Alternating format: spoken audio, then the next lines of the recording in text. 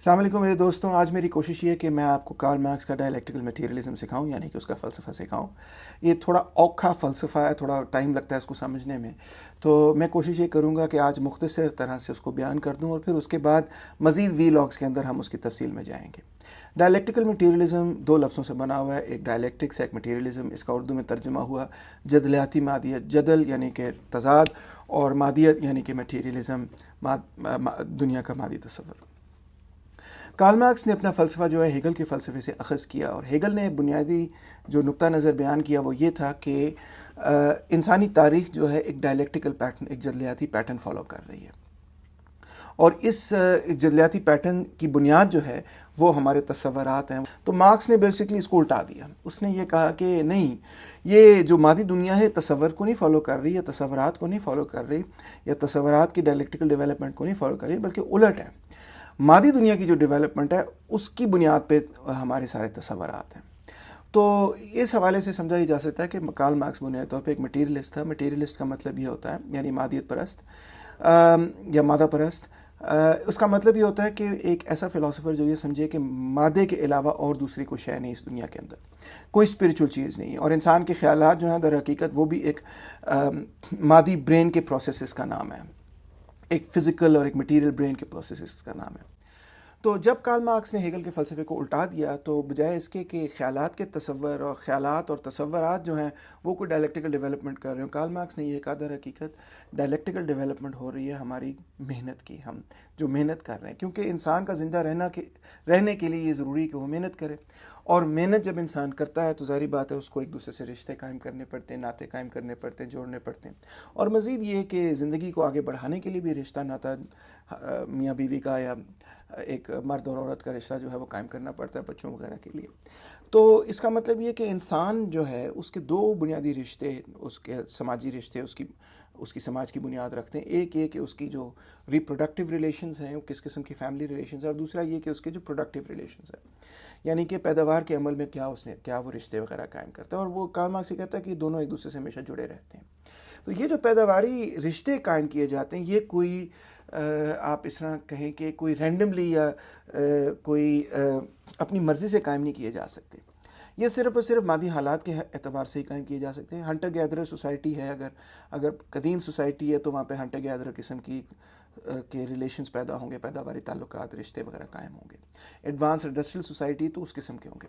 تو اس طرح ہمارے پاس دو ٹرمز آ جاتی ہیں، ایک ہمارے پاس آ جاتی ہے پیداواری رشتے، اور ایک ہمارے پاس آ جاتی ہیں پیداواری قوتیں۔ پیداواری قوتوں سے ہماری مراد یہ ہے کہ وہ ٹیکنالوجی جو کہ کسی سوسائٹی کے پاس اویلیبل ہے، کہ وہ ہنٹر گیدرر سوسائٹی ہے، وہ ایگریکلچر جانتی ہے نہیں جانتی، وہ انڈسٹری جانتی ہے نہیں جانتی۔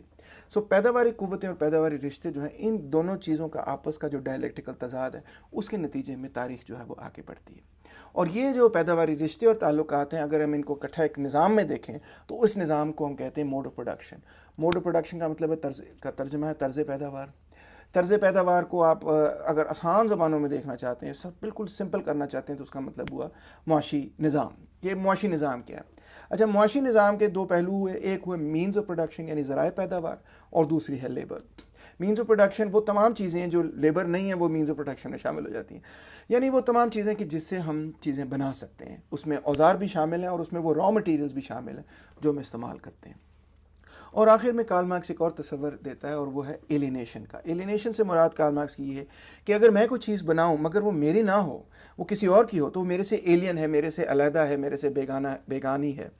تو جب یہ بیگانگی پیدا ہوتی ہے تو اس کا مطلب ہے جو چیز میں پیدا کرتا ہوں، جو میری کریٹو پاور ہے، وہ میرے کنٹرول میں نہیں رہتی۔ یہ میری ایلینیشن ہے، یہ ورکنگ کلاس کی ایلینیشن ہے۔ اور ایلینیشن سوسائٹی میں ایگزسٹ کرتی ہے، جب ایکسپلوٹیشن ایگزسٹ کرتی ہے تو ایلینیشن بھی ایگزسٹ کرتی ہے۔ ایکسپلوٹیشن پہ بھی میں ابھی آتا ہوں، بٹ ایلینیشن کا کانسیپٹ کلیئر ہونا چاہیے کہ جب میرا لیبر میرے کنٹرول میں ہو، the products of my labour, جو چیز میں نے اپنے محنت سے تیار کی ہو، وہ میرے ہی قابو میں نہ ہو، تو اس کا مطلب ہے کہ میری کریٹو کیپیسٹی مجھ سے ایلینیٹ کی جا رہی ہے۔ آگے چلتے ہیں، ڈائلیکٹک آف ہسٹری کو سمجھتے ہیں کہ یہ جو میں نے پیداواری رشتے اور قوتیں آپ کو بتائی تھیں، ان کے درمیان جو ہے نا ہمیشہ ایک ٹینشن رہتی ہے، ایک پرابلم رہتی ہے۔ مثال طور پہ ایک پیداواری رشتے قائم ہوئے پیداواری قوتوں کی بنیاد پہ۔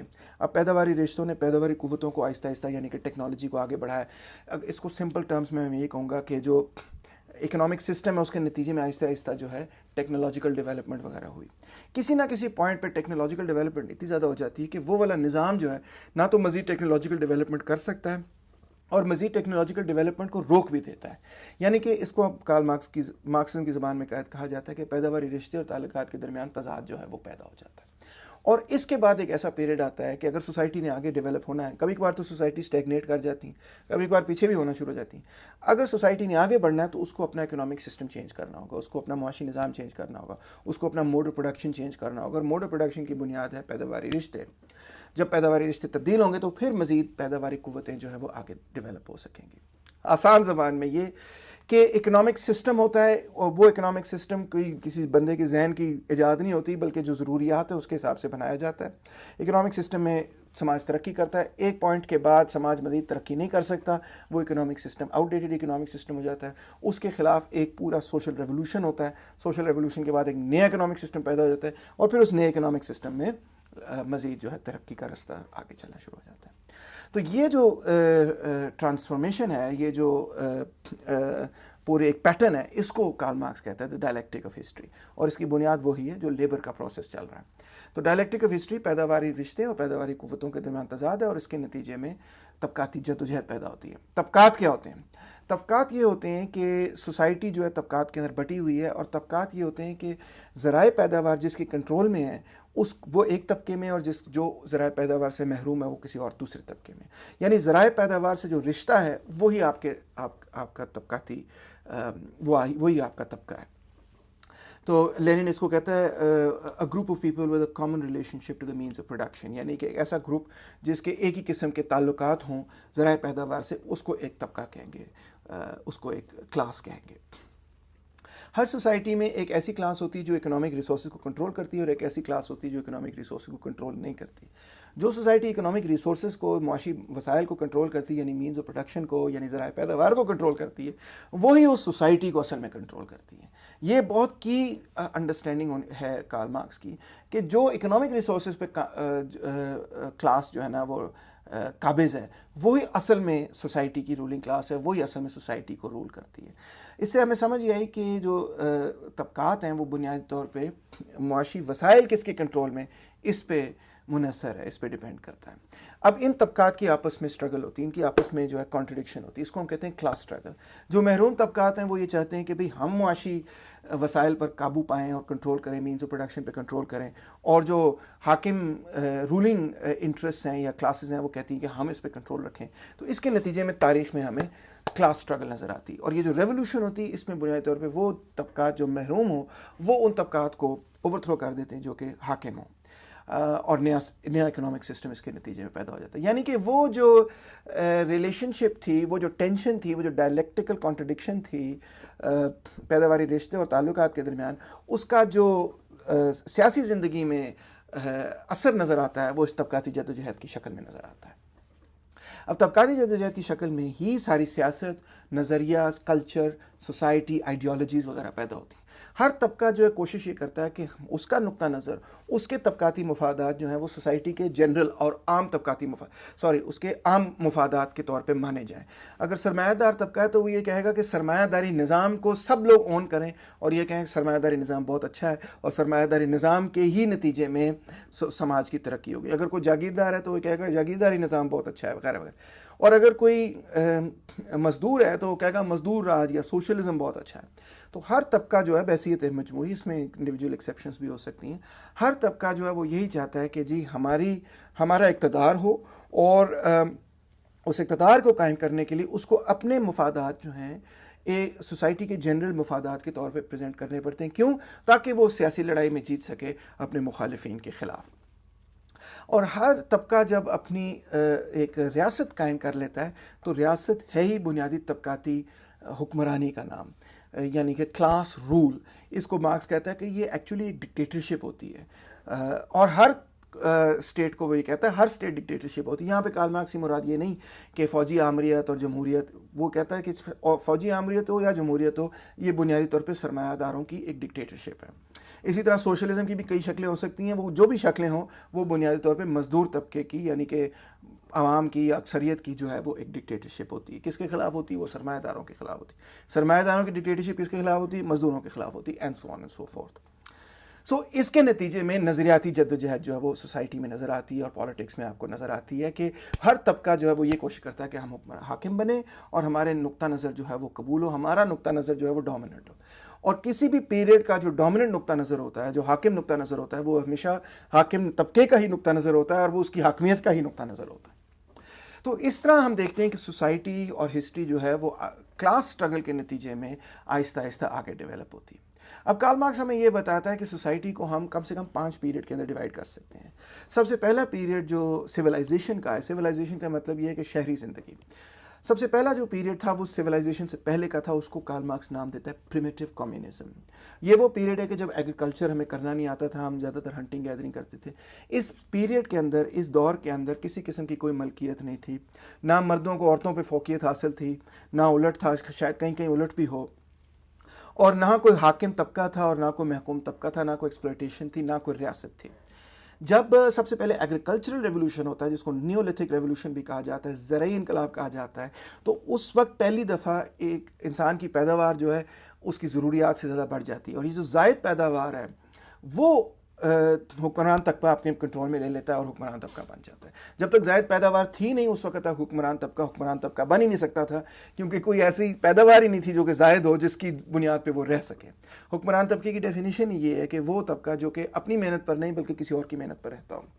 تو پہلی جو ریاستیں قائم ہوئیں, اس سرپلس کو, اس زائد پیداوار کو محفوظ رکھنے کے لیے اور اس کو بڑھانے کے لیے اور مزید اور لوگوں کو اپنی حاکمیت میں لینے کے لیے حکمران طبقے نے پہلی ریاست بنائی. اور ریاست کا کیا مطلب ہے؟ ریاست کا بنیادی کردار یہ کہ it is a body of armed men separated from production, یعنی ایسے لوگ جو کہ پیداوار نہیں کرتے بلکہ وہ صرف اور صرف جنگ کرتے ہیں, اور یا اسٹینڈنگ آرمی جس کو آپ کہہ سکتے ہیں. تو یہ سب سے بیسک انسٹیٹیوٹ ہے کسی بھی ریاست کا, اس کے بغیر ریاست نہیں قائم ہو سکتی. اس آرمی کو قائم رکھنے کے لیے آپ کو ٹیکسز وغیرہ قائم کرنے پڑتے ہیں, اور اس ٹیکسز کے نتیجے میں بیوروکریسی پیدا ہوتی ہے, اور پھر ان 2 بنیادی انسٹیٹیوشن سے باقی تمام انسٹیٹیوشنز ریاست کی جو ہے نا آہستہ آہستہ نکلتی ہیں. تو 5 پیریڈ جو ہیں کارل مارکس ہمیں گنواتا ہے. ایک تو یہ پریمیٹیو کمیونزم کا, پھر اس کے بعد ایزیاٹک موڈ آف پروڈکشن, اس کے بعد اینشنٹ سوسائٹی, پھر فیوڈل موڈ آف پروڈکشن, اور جو اس دور کا سسٹم ہے اس کو کہتے ہیں کیپٹلسٹ سسٹم. آئیے ان کو ایک ایک کر کے ذرا مختصر طرح سے دیکھتے ہیں. سب سے پہلے پھر ایگریکلچرل ریولوشن ہوا, اور یہ ایگریکلچرل ریولوشن آپ کو پتہ ہونا چاہیے کہ بنیادی طور پہ چائنا میں, انڈیا میں, پرشیا میں, بیبلون میں, ایجپٹ میں, ان علاقوں میں ہوا. خاص طور پہ مڈل ایسٹ کے اندر یہ جو گولڈن کریسنٹ ہے یا جو فرٹائل کریسنٹ ہے, جو ایجپٹ سے شروع ہوتا ہے پھر اوپر سیریا تک جاتا ہے, پھر سیریا سے عراق سے نیچے آتے ہوئے یہ کریسنٹ بنتا ہے جہاں پہ بنیادی طور پہ پہلی سویلائزیشنز قائم ہوئی. اور سب سے پہلی ریاست بیبلون کی شاید قائم ہوئی. چائنا میں بڑی ارلی سویلائزیشنز, اور آبویسلی ایجپٹ میں بہت پرانی انڈس ویلی سویلائزیشن وغیرہ جو انڈس ریور پہ تھیں. یہ ساری سویلائزیشنز دریا کے ارد گرد ہوا کرتی تھیں. اور جب یہ سویلائزیشنز قائم ہوئی تو پہلی دفعہ جو ہے وہ کیا کہنا چاہیے, ملکیت کا تصور جو ہے انٹروڈیوس ہوا. جو ملکیت کا تصور انڈیا کے اندر انٹروڈیوس ہوا اور ایشیا کے اندر انٹروڈیوس ہوا وہ یہ ہوا کہ ایک جو ٹرائب تھی وہ کنٹرول کرتی تھی اکنامک ریسورسز کو, معاشی وسائل کو, اور دوسری ٹرائبز اس کی سب سرونٹ ہوتی تھی. انڈیا میں جب یہ ہیریڈیٹری بن گیا تو اس کو بیسکلی کاسٹ سسٹم کہا جاتا ہے, یعنی کہ ذات برادری کا نظام جس کو ہم کہتے ہیں. دوسرا جو دور شروع ہوتا ہے تاریخ کا وہ ہے اینشنٹ سوسائٹی کا. اینشنٹ سوسائٹی جو ہے تقریباً 6 سینچری بیفور کرائسٹ سے شروع ہوتا ہے اور روم کے آخر تک جو ہے وہ لاسٹ کرتا ہے, جب روم 5th سینچری میں گر جاتا ہے اس وقت تک. اس دور کی جو خصوصیت ہے وہ یہ ہے کہ یہ بنیادی طور پہ غلامی پہ ریسٹ کرتا تھا, اور اس میں اس کا جو ڈومیننٹ آئیڈیا تھا, فلسفی تھی, وہ پیگنزم تھی. اس دور کے اندر پیٹریاکی بھی پیدا ہوئی, اور اس دور کے اندر مرد کی حاکمیت عورت پر, اور اس کی جو سب سے ہائیسٹ ڈیولپمنٹ ہوئی وہ روم میں ہمیں نظر آتی ہے. اس کے بعد رومن امپائر کے توڑ پھوڑ کے بعد فیوڈل سوسائٹی شروع ہوتی. یہ 5th سینچری سے ہی شروع ہوتی جب روم کی توڑ پھوڑ ہوتی ہے. اس کے بعد اور 16ویں صدی تک جب سرمایہ داری نظام آتا ہے فیوڈل سسٹم چلتا ہے. یہ یورپ کا سسٹم ہے. کارل مارکس یہ نہیں سمجھتا تھا کہ انڈیا پاکستان کے اندر فیوڈلزم ہے. کارل مارکس یہ کہتا تھا انڈیا پاکستان وغیرہ بر صغیر اور ایشیا کے اندر, چائنا کے اندر ایزیاٹک موڈ آف پروڈکشن ہے, یعنی ایشیائی طرز پیداوار ہے, فیوڈلزم نہیں ہے. فیوڈلزم کی جو آپ کہہ سکتے ہیں کہ جو سب سے مین ایریا تھا وہ فرانس تھا. کلاسیکل فیوڈلزم فرانس میں سمجھا جاتا ہے, اٹلی وغیرہ کے اندر بھی سمجھا جاتا ہے. اور اس کا جو بیسک انسٹیٹیوشن تھا وہ سرفڈم ہے. سرفڈم میں یہ ہوتا تھا کہ جو کسان ہے، جو پیزنٹ ہے، وہ بنیادی طور پہ کنگ کے ہاتھ پہ بیعت کر لیتا تھا کہ میں آپ کو آدھی اپنی فصل دوں گا، آپ نے مجھے پروٹیکشن وغیرہ دینی ہے. یہ جو ریلیشن شپ پیدا ہو گیا وہ رینٹ کا ریلیشن شپ، یہ بنیادی طور پہ سرفڈم کا ریلیشن شپ تھا. اور اس کے نتیجے میں جو طبقات پیدا ہوئے، ایک طرف ظاہر بات ہے لینڈ لارڈ تھا، دوسری طرف سرف تھا، ایک طرف گلڈ ماسٹر تھا، دوسری طرف جرنی مین یا اپرینٹس تھا. شہر کے اندر گلڈ ماسٹر، استاد اور شاگرد وغیرہ کا رشتہ تھا، اور شہر پنڈوں کے اندر جو ہے وہ فیوڈل لارڈ اور سرف کا رشتہ تھا. اور یہ وہ پیریڈ بھی ہے جہاں نظریاتی طور پہ کرسچینٹی جو ہے وہ ڈومینیٹ کرتی ہے. 16ویں صدی کے بعد کیپٹلزم آتا ہے اور دیکھتے دیکھتے پوری دنیا کے اوپر چھا جاتا ہے. یہ پہلا وہ نظام ہے جو کہ گلوبل سسٹم ہے. فیوڈلزم کو کارل مارکس گلوبل نہیں سمجھتا تھا، نہ اینشنٹ سوسائٹی کو، نہ ایزیاٹک موڈ آف پروڈکشن کو. سرمایہ داری نظام پہلا وہ نظام ہے جس نے ایک گلوبل منڈی قائم کی ہے، گلوبلائزیشن قائم کی ہے اور گلوبل ایک نظام بنا ہے. اور اس کی بنیاد ہے ویج لیبر، جس کو ہم دہاڑی دار مزدور کہتے ہیں، اور دوسری طرف سرمایہ. کارل مارکس کے لیے سرمایہ جو ہے وہ پیسے کا نام نہیں ہے، نہ وہ مشینوں کا نام ہے، بلکہ سرمایہ جو ہے ایک سماجی تعلق کا نام ہے. اور جہاں پہ ویج لیبر قائم ہوتا ہے وہاں پہ سرمایہ قائم ہوتا ہے. جہاں پہ دہاڑی اور مزدور ہوگا وہیں پہ سرمایہ قائم ہوگا. یہ کس طرح سے ممکن ہے، یہ میں آپ کو داس کیپٹل کے لیکچرز وغیرہ میں سمجھاؤں گا. فی الحال اتنا سمجھ لینا ہی کافی ہے. اور اس میں ہوتا یہ ہے کہ جو مزدور ہے وہ جو محنت کرتا ہے اس کو اپنی محنت کا پورا صلہ نہیں ملتا، بلکہ اگر وہ محنت سے وہ اپنے آپ کو ریپروڈیوس کر سکتا ہے، مگر جو وہ چیز پروڈیوس کرتا ہے، جو وہ چیز پیدا کرتا ہے، وہ اس رقم سے بہت زیادہ ہوتی ہے یا اس ویلیو سے بہت زیادہ ہوتی ہے جو اس کی ریپروڈکشن کے لیے درکار ہوتی ہے. لہٰذا ان دونوں چیزوں میں جو فرق ہے اس کو ہم سرپلس ویلیو کہتے ہیں، اور یہ سرپلس ویلیو جو ہے وہ سرمایہ دار کے کنٹرول میں رہتا ہے. اب سرمایہ دار شروع میں تو بہت ایک دوسرے سے کمپٹیشن میں رہتے ہیں اور گروتھ اور ڈیولپمنٹ بڑی تیز ہوتی ہے، مگر آہستہ آہستہ جیسے جیسے کمپٹیشن آگے بڑھتا ہے تو کمپٹیشن میں جو ونرز ہوتے ہیں وہ مونوپولسٹ بن جاتے ہیں. وہ ان کی مونوپلی، ان کی اجارہ داری قائم ہو جاتی ہے. اور جیسے جیسے ان کی اجارہ داری قائم ہو جاتی ہے تو سرمایہ داری نظام کا جو اپنا ڈائنامزم ہے وہ ٹوٹتا چلا جاتا ہے، وہ پھنستا چلا جاتا ہے، کیونکہ مونوپلی قائم ہو جاتی ہے تو مونوپلی میں تو کوئی کمپٹیشن انسینٹیو ٹو گرو وغیرہ نہیں ہوتا. تو آہستہ آہستہ مونوپلیز کے نتیجے میں جو ہے نا یہ چیزیں پھنس جاتی ہیں. اور دوسرا یہ کہ جو امیر اور غریب کے درمیان فرق ہے دولت میں، وہ بہت زیادہ بڑھ جاتا ہے سرمایہ داری نظام کے اندر. اور ایک وقت ایسا آئے گا، کارل مارکس کہتا ہے کہ جب مزدور طبقہ جو ہے وہ اکٹھا ہو کے تو سرمایہ داری نظام کو اوور تھرو کر دے گا. جب سرمایہ داری نظام اوور تھرو ہوگا تو کارل مارکس کہتا ہے سوشلزم کا دور شروع ہوگا. اور اس میں یہ خاصیت ہے کہ یہ کلیکٹیو پراپرٹی پر بنیاد رکھے گا، یعنی کہ اس میں اجتماعی ملکیت ہوگی. کیونکہ مزدور طبقہ جب اجتماعی طور پہ محنت کر کے، کیونکہ وہ تو پراپرٹی لیس کلاس ہے، اس کے پاس تو کوئی ملکیت ہے ہی نہیں، تو جب وہ ملکیتی طبقات کے خلاف بغاوت کرے گا تو وہ ملکیت کے خاتمے کی بغاوت کرے گا، کیونکہ وہ ایک ایسا طبقہ ہے، یونیک طبقہ ہے ہسٹری میں، جس کے پاس کوئی ملکیت نہیں ہے. تو جب وہ بغاوت کرتا ہے تو وہ اس وجہ سے بغاوت نہیں کرتا کہ اس کی طرز ملکیت جو ہے وہ حاکم طرز ملکیت بن جائے، بلکہ اس کا جو ریولٹ ہوتا ہے، اس کا جو انقلاب ہوتا ہے، وہ بنیادی طور پہ ملکیت کے بنیادی تصور کے خلاف ہوتا ہے، نجی ملکیت کے خلاف ہوتا ہے. تو اس کے نتیجے میں پھر اجتماعی ملکیت جو ہے وہ قائم ہو جاتی ہے. اور جو اس میں ڈومیننٹ کلاس ہے، جو اس میں حاکم طبقہ ہے، وہ مزدور طبقہ خود بن جائے گا، صنعتی مزدور، محنت کرنے والے. اس کا مطلب یہ نہیں کہ ہاتھ سے محنت کرنے والے، ذہن سے محنت کرنے والے بھی محنت کش طبقے کے اندر شامل ہیں. اور یہ پھر آہستہ آہستہ ٹرانسفارم ہو جائے گا کمیونزم کے اندر. اور کمیونزم کے اندر یہ ہوگا کہ جس طرح پریمیٹیو کمیونزم تھا اسی طرح ایڈوانس کمیونزم پیدا ہوگا. پریمیٹیو کمیونزم تو یہ تھا کہ ہمارے پاس اتنی ٹیکنالوجی نہیں تھی کہ ہم سرپلس پیدا کر سکیں گے، تو لہٰذا کوئی حکمران طبقہ تھا ہی نہیں. پھر ہمارے پاس اتنی ٹیکنالوجی آ گئی کہ ہم نے زائد پیداوار کرنی شروع کر دی. ایک پورا دور تاریخ کا گزرے گا کہ جس کے اندر ایک حاکم طبقہ جو ہے وہ قائم رہے گا. اور پھر اس کے بعد ہمیں اتنی عقل موت آ جائے گی، اور پرولتاریہ جب اقتدار حاصل کر لے گی، عوام جب اقتدار حاصل کر لے گی، تو اس کے بعد ہم یہ کہیں گے کہ یہ جو زائد پیداوار ہے یہ ایک چھوٹے سے طبقے کے لیے استعمال نہیں ہونی چاہیے، بلکہ لوگوں کی فلاح و بہبود کے لیے استعمال ہونی چاہیے اور مزید ترقی کے لیے استعمال ہونی چاہیے. صرف چند سرمایہ داروں کے لیے یا زمینداروں کے لیے، جاگیرداروں کے لیے استعمال نہیں ہونی چاہیے، تمام عوام کے لیے استعمال ہونی چاہیے. تو یہ پیریڈ جو ہے، اس پیریڈ کے اندر ریاست کی بھی ضرورت نہیں ہوگی، کیونکہ ریاست کا جو پہلا مقصد تھا اس زائد پیداوار کو اپنی پر اجارہ داری کسی طبقے کی قائم رکھنا، اس کی ضرورت نہیں ہوگی. پیٹریارکی بھی اسی دور کے اندر ختم ہوگی، کیونکہ پیٹریارکی کی بنیاد وہ کہتا ہے ملکیت ہے. ملکیت کے نتیجے میں پیٹریارکی وغیرہ پیدا ہوتی. تو انسان کے ہاتھوں استحصال جو ہے وہ ختم ہو جائے گا. کیا اس کا مطلب ہے کہ وہ یوٹوپیا قائم ہو جائے گا، کوئی پرابلم نہیں ہوگی، کوئی کسی کے ساتھ زیادتی نہیں کرے گا؟ ہرگز نہیں. کارل مارکس یہ نہیں کہتا، مگر وہ یہ کہتا ہے کہ ایک دور انسانیت کا اور ایک دور کے جو مسائل انسانیت کے وہ ختم ہو جائیں گے اینڈ آف ہسٹری نہیں ہوگا جس طرح ہیگل نے کہا، بلکہ ایک نئی تاریخ انسان کی کھلے گی. اس میں اور کانٹرڈکشنز ہوں گے، اور قسم کی کانٹرڈکشنز ہوں گے. ظاہری بات ہے، کارل مارکس کہتا ہے مجھے کیا پتا کہ اس وقت کی کیا کانٹرڈکشنز ہوں گے، جب وہاں پہنچیں گے تو پھر اس کو پتا چلے گا کہ کیا کانٹرڈکشنز ہوں گے. تو اس طرح ہیگل کا وہ آئیڈیا لے کے کہ ہسٹری جو ہے وہ ایک ڈائلیکٹیکل پاتھ فالو کر رہی، کارل مارکس اس کو الٹا کے ایک مادی بنیاد پہ رکھتا ہے اور یہ کہتا ہے کہ جی بالکل ڈائلیکٹیکل پاتھ فالو ہو رہی ہے، مگر وہ ڈائلیکٹیکل پاتھ جو ہے وہ لیبر کے ساتھ جڑا ہوا ہے، انسان کی محنت کے ساتھ جڑا ہوا ہے. انسان محنت کے عمل میں ایک دوسرے کے ساتھ سماجی رشتے قائم کرتا ہے، اور وہ سماجی رشتے ایک معاشی نظام قائم کرتے ہیں، اور معاشی نظام جو ہے سماج کی ترقی کرتا ہے ایک حد تک. پھر اس کے بعد معاشی نظام جو ہے وہ سماج کی سماجی ترقی کو روک دیتا ہے.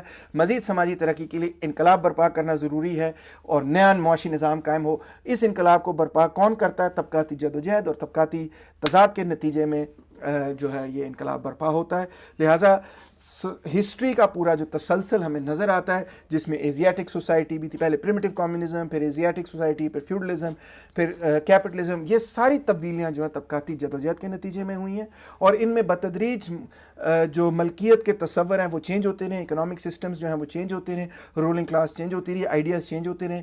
تو یہ جو ڈائلیکٹیکل پاتھ آپ کو نظر آ رہا ہے، یہ اس کی بنیاد پہ جو ہے وہ انسانوں کی اور سماج کی کسی سماج کے اندر بسنے والے لوگوں کی محنت ہے، اور اس محنت کے نتیجے میں آپس میں جو سماجی رشتے ہیں وہ ہیں.